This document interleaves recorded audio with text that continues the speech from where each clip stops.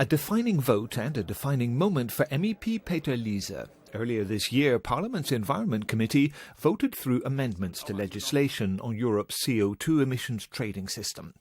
In effect, more broadly covering aviation emissions.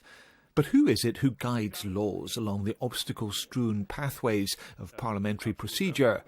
Step up Mr. Liese as the rapporteur. The rapporteur needs to create a united Parliament's position and then broker an agreement with the Council and Commission. You need, first of all, to know a lot on the file, so to understand what it's about. You need to listen to many, many people, also from outside the Parliament, from industry, environmental NGOs, other stakeholders, and then you need to work to bring people together. So the rapporteur is a lead pitcher for MEPs and chief backstop for Parliament. But he or she is not alone. Stand up and be recognised the shadow rapporteur. The rapporteur, him or herself, always of course represents one political group, and other political groups nominate the shadows to negotiate on behalf of their respective groups. So that's the team, well balanced across the political groups. What's next?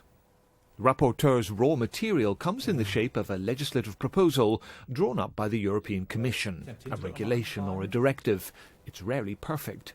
I've never experienced that I supported a Commission proposal just as it was presented.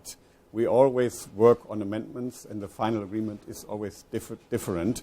In this case, it's completely different. The biggest conflict was between the public interest to protect us from worsening climate change and the business interest of the airlines. They have been also very much lobbying European governments, so that European governments have been willing to weaken the current legislation. Next stop after there's agreement between all the groups are negotiations with member states, a process known as trilogue, in which the rapporteur can find him or herself up against entrenched views.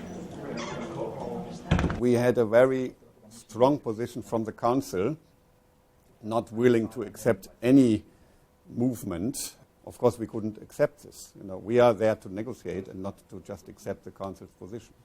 And in the end, they moved. For the Socialist shadow rapporteur, Matthias Grothe, there was a red line beyond which this file would not get his group's support, redirecting the money raised through the auction of CO2 aviation emissions. We want an earmarking because we want to spend the money we collect from the emissions which were emitted by the aviation sector to fight climate change, for adaptation things and so on. Mr. Liese acknowledges that because of the need for compromise inside and outside the Parliament, MEPs' legislative ambitions may be watered down.